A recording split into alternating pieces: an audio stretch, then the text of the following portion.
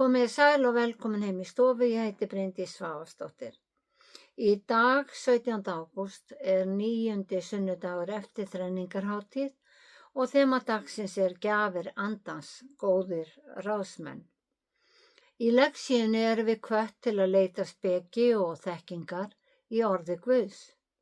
Í pistlinum erum við hvött til að halda boðorð Guðs og í Guðspjallinu segir Jesús dæmisögu ráðsmann.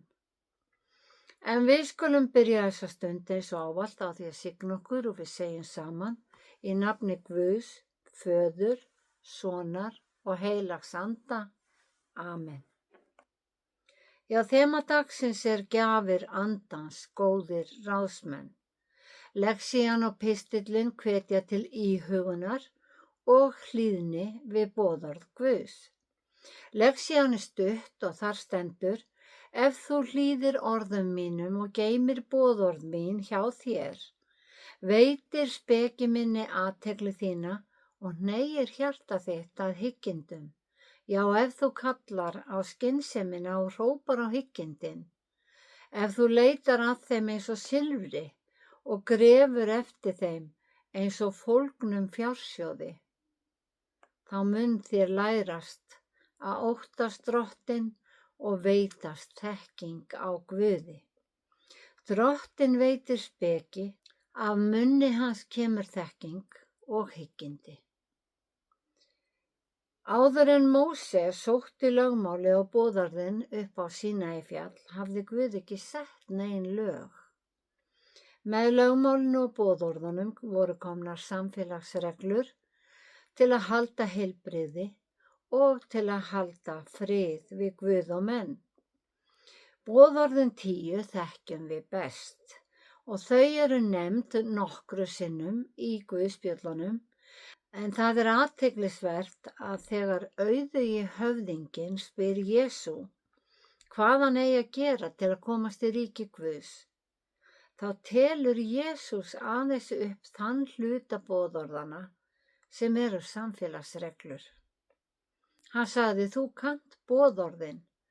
Þú skalt ekki drýja hór, þú skalt ekki morð fremja, þú skalt ekki stela, þú skalt ekki bera ljúgvitni, heiðra föður þinn og móður. Jesús nefndi hvorki Guð né hvíldardaginn. Jú, maðurinn gerði þetta allt og Jesús segir honum að selja auð sinn og gefa fátækum og munt þú eiga fjársjóð á himnum. Kom síðan og fylg mér. Með Jesú kom stefnubreyting. Við eigum ekki að strika út boðorðin. Þau eru gott viðmið fyrir góða breytni og enn síður eigum við að strika yfir fyrstu boðorðin að tigna hinn eina sanna Guð.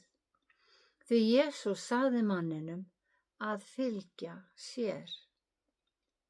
Stefnubreytingin felst í fagnaðarerindinu að Guð hafi sent Jesú, að hann sé sonur Guðs og líka Guð. Lykilsetningin er: kom síðan og fylg mér. Því lögmálið var gefið með Móse, en náðin og sannleikurinn eru komin með Jesú Kristi. Og með náðinni kom nýtt viðmið. Nýtt boðorð gef ég ykkur, sagði Jesús, að þið elskið hvert annað. Eins og ég hef elskað ykkur, skuluð þið einnig elska hvert annað. Á því munu allir þekkja að þið eru mínir lærisveinar, ef þið berið elsku hvert til annars. Pistill dagsins leggur líka áherslu á hið nýja boðorð. En hann hljóðar svo og er úr 1. Jóhannesarbréfi 3. kafla. Af þessu munum við þekkja að við erum sannleikans megin og munum geta friða hjörtu okkar frammi fyrir honum. Hvað sem hjarta okkar kann að dæma okkur fyrir. Því að Guð er meiri en hjarta okkar og þekkir allt. Þið elskuðu, ef hjartað dæmir okkur ekki, þá höfum við djörfung til Guðs og hvað sem við biðjum fáum við hjá honum af því að við höldum boðorð hans og gerum það sem honum þóknanlegt. Og þetta hans boðorð, að við skulum trúa á nafn sonar hans Jesú Krist og elska hvert annað, samkvæmt því sem hann hefur gefið okkur boðorð Sá sem heldur boðorð Guðs stöðugur í Guði og Guð í honum. Að hann stöðugur í okkur þekkjum við af andanum sem hann hefur gefið okkur. Þannig hljóðar hið heilaga orð. Já, þema dagsins gjafir andans, góðir ráðsmenn. Við verðum að hafa í huga að Jesús sagði að hann væri sendur af Guði til að gera vilja föðurins. Og allt sem Jesús sagði eru því skilaboð frá Guði. Páll postuli skrifaði, það Guð sem grundvallar trú okkar á Kristi og hefur smurt okkur. Hann hefur sett innsigli sitt á okkur og gefið okkur anda sinn sem tryggingu í hjörtum okkar. Hið nýja boðorð sem Jesús gaf okkur setur okkur sannleikans megin við Guð, því að Guð meiri en hjarta okkar. Guð sér og þekkir allar okkar tilfinningar. Hann þekkir hvert brot og hverja iðrun og yfirbót, sem einmitt gjöf heilags anda. Heilagur andi gefur okkur þekkingu á vilja Guðs og hjálpar okkur að gera það sem Guði þóknanlegt. Og Guði þóknanlegt að við viðurkennum breyskleika okkar, iðrumst, fyrirgefum öðrum, verðum kærleiksrík og umfram allt treystum á handleiðslu hans. Í pistlinum lögð áhersla á hið nýja boðorð sem Guð gaf með Jesú, að trúa á nafn sonarins Jesú Krists og elska hvert annað. Það það sama og Jesús sagði við auðuga höfðingjan hann sagði, kom síðan og fylg mér.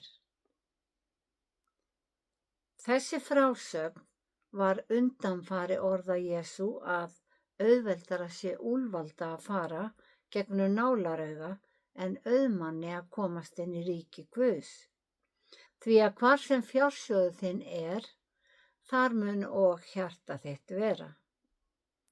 Guð hefur ekkert á móti auði en séð hinn jarðneski auður mikilvægari fyrir mig en Guð, þá missi ég af fjársjóðnum á himnum. Við verðum því að vera góðir ráðsmenn í okkar eigin lífi, því að við ein getum ráðstafað því. Að vera ráðsmaður að bera ábyrgð og hafa stjórnina. Þannig erum við öll ráðsmenn í eigin lífi, því engin annar en maður sjálfur getur borið ábyrgð á sambandi sínu við Guð. Í annarri samlíkingu á kristnum mönnum okkur líkt við þjóna og það sama upp á teningnum. Hver þjónn ber ábyrgð á andlegu sambandi sínu við Guð og trúr þjónn lifandi fyrirmynd og leiðir aðra til Guðs. Páll postuli þreyttist ekki á að hvetja söfnuðina til góðra verka, þó hann sjálfur væri í fangelsi vegna trúarinnar. Í Efesusbréfinu leggur hann áherslu á ábyrgð hvers og eins hann skrifar, ég, bandinginn, og bandingi sá sem í fangelsi, ég bandinginn vegna drottins, áminni ykkur að hegða ykkur svo sem samboðið þeirri köllun sem þið hafið hlotið. Verið í hvívetna lítillát og hógvær. Verið þolinmóð, langlynd og umberið og elskið hvert annað. Kappkostið að varðveita einingu andans í bandi friðarins. Einn líkaminn, einn andinn, eins og Guð gaf ykkur eina von þegar hann kallaði ykkur. Einn er Drottinn, ein trú, ein skírn, einn Guð og Faðir allra, sem er yfir öllum, með öllum og í öllum. Já, þema í dag er gjafir andans, góðir ráðsmenn, og í Jesaja segir að andi Drottins sé andi speki, skilnings, visku, máttar, þekkingar og guðsótta. Og í Rómverjabréfinu segir Páll að þeir sem stjórnast af anda Guðs hafi hugann við það sem Guð vill. Því við höfum fengið þann anda sem gerir okkur að barni Guðs. Og boðorð Guðs og það sem Guð vill er að við trúum á nafn sonarins og elskum náungan. Trúin virkar eins og næring sem flytur sálina frá þessum heimi til Guðs ríkis. Jesús sagði, ég er brauð lífsins, hann mun ekki hungra sem til mín kemur og aldrei þyrsta sem á mig trúir. En ég hef sagt við ykkur, þið hafið séð mig en trúið þó ekki. Allt sem Faðirinn gefur mér mun koma til mín og þann sem til mín kemur mun ég alls ekki brottreka. Ég er stiginn niður á himni, ekki til að gera vilja minn, heldur vilja þess sem sendi mig. En sá er vilji þess sem sendi mig, að ég glati engu af öllu því sem hann hefur gefið mér, heldur reisi það upp á efsta degi. Því að sá er vilji föður míns að hver sem sér soninn og trúir á hann, hafi eilíft líf og ég mun reisa hann upp á efsta degi. Táknmyndirnar sem Jesús notar eru aðstæður sem venjulegur maður myndi vilja forðast að lenda í, en þær eru hungur, þorsti, vantrú, brottrekstur og glötun. Boðskapurinn sem Jesús gefur okkur er andstæður þessa, en þær eru saðning sálar, það er sálina mun hvorki hungra eða þyrsta, fyrir trú ertu velkomin og faðmur Drottins opinn, því að þeir sem vilja koma eru frelsaðir frá glötun og verða reistir upp á efsta degi. Sá sem tekur á móti Jesú hefur allt að vinna og engu að tapa. Það er búið að borga fargjaldið fyrir okkur. Jesús Kristur greiddi gjald syndarinnar í eitt skipti fyrir öll, fyrir alla sem vilja þiggja þessa stóru gjöf. Og eina krafan sem hann setur upp er að við trúum á hann, því að hann og Guð Faðir á himnum eru eitt. Þessi mikla gjöf gerir okkur meir, hún breytir okkur og gerir okkur kærleiksríkari gagnvart náunganum, þannig að ef við elskum Guð, þá lærum við líka að elska náungan. Drottinn blessi þig og varveiti þig, Drottinn láti sína ásjónu lýsa yfir þig og sé þig náðugur, Drottinn upplyfti sínu augliti yfir þig og gefi þig frið. Í Jesú nafni. Amen.